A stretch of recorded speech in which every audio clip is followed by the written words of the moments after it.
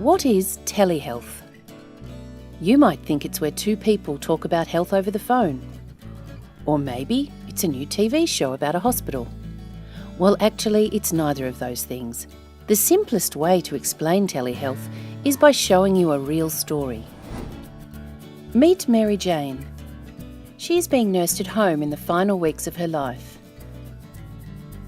She was discharged from Royal Darwin Hospital 3 weeks ago. She lives an hour-and-a-half flight from Darwin and is being cared for by her 3 daughters. Mary Jane has daily visits from the District Palliative Care Nurse and the Aboriginal Health Worker to assess pain relief, general wellbeing and for family support. The local GP visits weekly or as is required.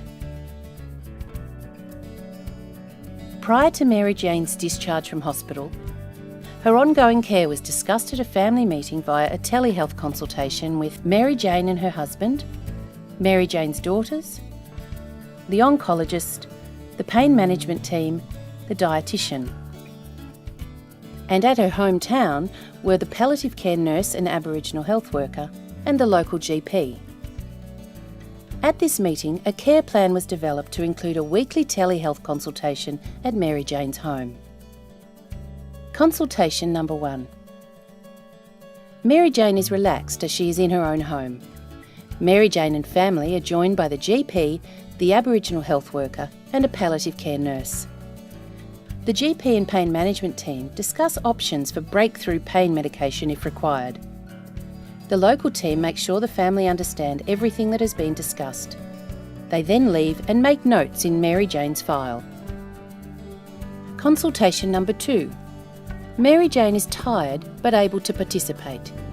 The GP goes over the case with all parties and is reassured that all is going as planned to meet the needs of Mary Jane, both medically and culturally.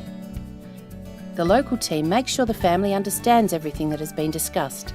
They then leave and make notes in Mary Jane's file. Consultation 3. The consultation is initiated by the palliative care nurse as Mary Jane has been experiencing more pain. The nurses and families' concerns are voiced to the Royal Darwin Hospital team. Agreed changes are made.